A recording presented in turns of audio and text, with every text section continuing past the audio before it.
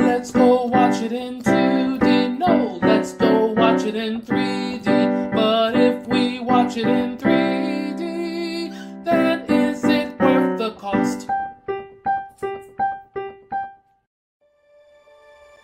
My name's Wade Watts. My dad picked that name because it sounded like a superhero's alter ego, like Peter Parker or Bruce Banner. But he died when I was a kid, my mom too. And I ended up here, sitting here in my tiny corner of nowhere. There's nowhere left to go. Nowhere. Except the Oasis. This podcast is brought to you by 3D Wiggle. 3D Wiggle provides software that lets you convert your 3D images into 3D GIFs and or movies that you can easily share on Facebook or Twitter. We have a 20% off coupon in the link in the description, and we also have deals from Amazon, and we also have a Patreon. So please click in the description to get more info.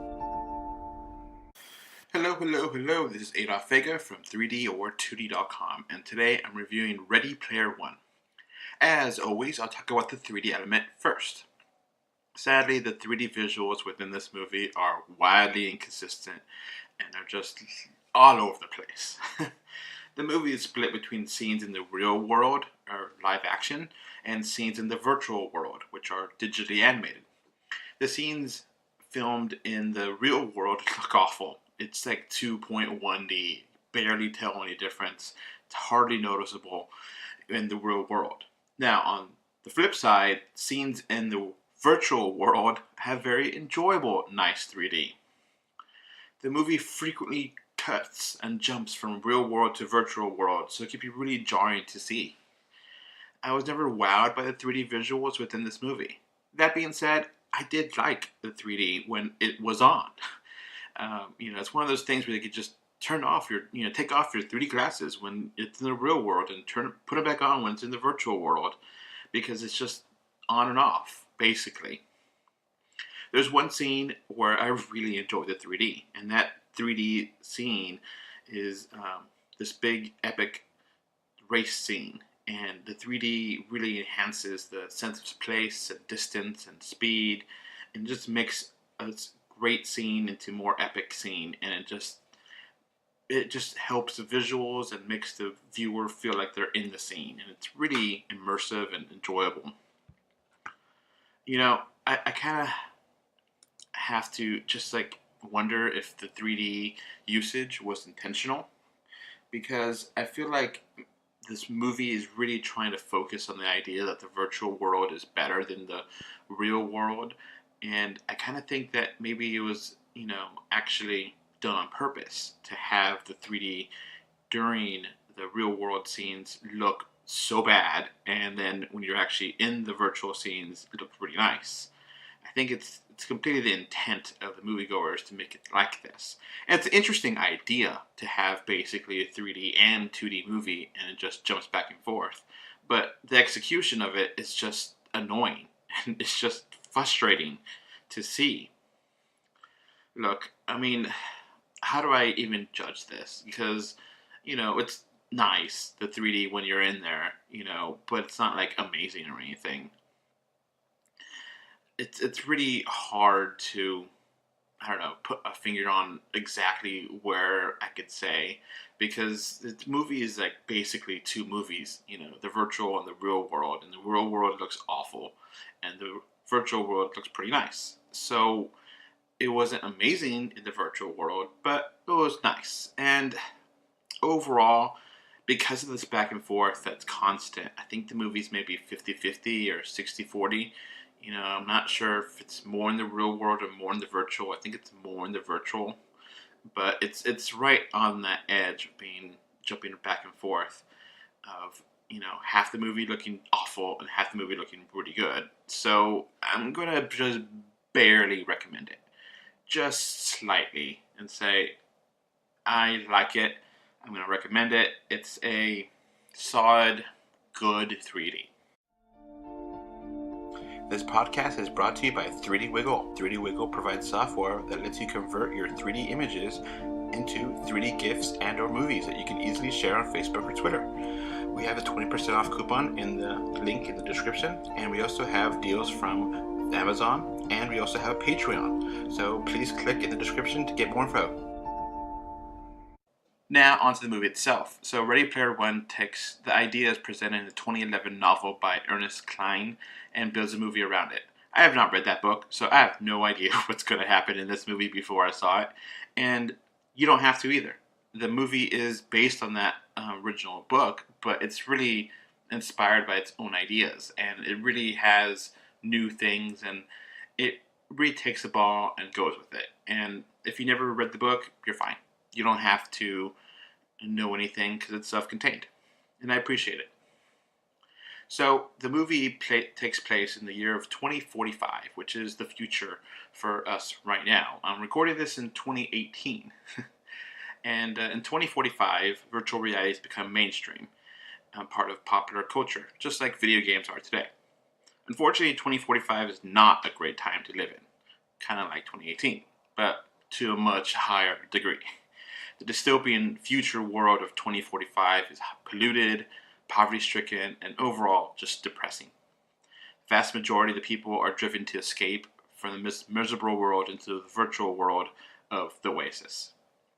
Within the Oasis, you could be anything you want. You could do whatever you want. You have essential freedom to do just whatever. And there's no real limitations to what you could do. One of the creators of the Oasis has left his vast fortune and control of the game to a lucky player who can decipher the clues and acquire 3 hidden keys within the game. The plot of the movie essentially reminds me of a treasure hunt within a giant world, a virtual world. And in many ways, it reminds me of another video game, kind of like a Zelda game, to be exact. And usually, a movie plot imitating a video game plot would be a negative, but not in this case. If anything, it makes it feel more authentic to what the movie is supposed to be about, a video game. So it's just kind of interesting. The main villain of this movie is the evil IOI, or I0I, kind of a weird way of doing it, because I think it's supposed to be binary 101, but instead of 1, it's I Corporation. The I0I Corporation wants to take over the virtual world of the Oasis and make it more commercial, and have claimed the prize money to make itself richer. So it hires a huge amount of people, and those people are playing the game and trying to find the clues to get the keys, so that way they can make the company richer. And they also are trying to actively stop other people from getting the keys. And, so it's a cat and mouse kind of game where the I01 Corporation, I0I Corporation is just trying to take over everything. And the head of the corporation is Nolan Sorrento. Sadly, Nolan is a one-dimensional mustache-twirling villain and has no real depth. Wade Watts plays the main protagonist of this story, and he's kind of a strange character because at the beginning of the movie, he's a narrator as well as a main character. So it's kind of odd to have him as a dual role because it's unclear who he's talking to when he delivers exposition to the audience. Whatever. Wade is joined on this quest with a small group of eccentric friends, and they must work together to stop the I0I Corporation from discovering the secrets of the Oasis. Can Wade and his friends stop the company? Can they get together? That's basically the whole plot of this movie, and overall, the plot works well, and it's compelling and interesting, and I actually liked it a lot. Ready Player One is a celebration of pop culture from the 1980s, 90s, and 2000s. I haven't seen a movie with so many pop culture references since Who Framed Roger Rabbit. It's impressive to see so many well-known characters and references within one movie. The pop culture element is strange because it really focuses on pop culture from the 80s and 90s, 1980s and 90s, and takes place in 2045. It's obviously meant to pander to current audience watching the movie in 2018, but it's perplexing to why characters in the future would be so concerned with nostalgia from what technically is our past. It's kind of weird to say that, but shouldn't they be more interested in nostalgic things from our present, or our soon-to-be future, like the 2020s or the 2030s? Because 2045 minus 1980 is give or take 65 years, give or take, depending what calendar day. But that's like today, kids in 2018 being obsessed over pop culture from the 1950s and 60s. Pop culture is gonna remain. I'm not worried about that. It's just a little perplexing whenever you think about it. The movie has its own story and characters, so it's not totally dependent on nostalgic. If you haven't seen these references or know what they're talking about, you're still gonna get it. It's just kind of there for the sake of being there. And nostalgia is part of the human experience, so I don't expect that to dramatically change in the future. And, put it bluntly, nostalgia is also very prevalent during bad times, as people look backwards for a better, more simpler time, quote unquote. As, considering how bad this future world seems to be, it makes sense in the context of the story that people are really looking backward. And then, since anything can happen in the OSS, I can imagine that'd be really hard for copyright people to catch up. So I kind of have mixed feelings on the nostalgia, but overall I did like it, and did think it made sense. Now, the movie has its problems. I'm not going to lie and say it doesn't. It's left unclear how the OSS is profitable. What exactly happens to cause the future to be this awful? Wade's various friends are sadly underdeveloped. The main villain is really corny and overly simplistic. The one romantic relationship within this movie feels rushed and tacked on. The few plot points are just too convenient to be believable. Some of the actors are wooden and have bland performances. Sometimes they use cursive language that feels unnecessary for this movie. It's kind of just like, whoa, why did you do that? Kind of scene. I know when I went to the theater and saw this, several, families took their kids with them, and it was perfectly fine. Kids, entertain movie until the really hard cursive language popped up, and, just a little weird. Wasn't expecting it. The issues they have are more minor. They don't really hurt the movie. They are there. I can't deny that. I think anyone needs to recognize that. Because, simply put, I thought Ready Player One is one fun flick. I like the characters, the story, and the message it has to offer. This is both a journey into the endless world of virtual reality and a journey of personal self-discovery. The movie is both fun and smart with a poignant, relevant social commentary. The deeper message is never really heavy-handed, so it works well within the movie. I think little ones that deeper message will fly over their heads, and I think the adults will really appreciate what this movie has to offer. What is important in the real world, quote unquote? What do you regret? What is it to be really rich?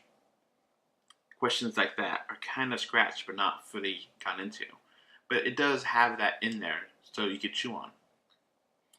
Ready Player One is one very fun movie. I left the theater with a big stupid grin on my face and an empty tub of popcorn. I loved it. It's great. The movie has issues, I can't deny it, but overall, I was able to overlook them and still have a great time.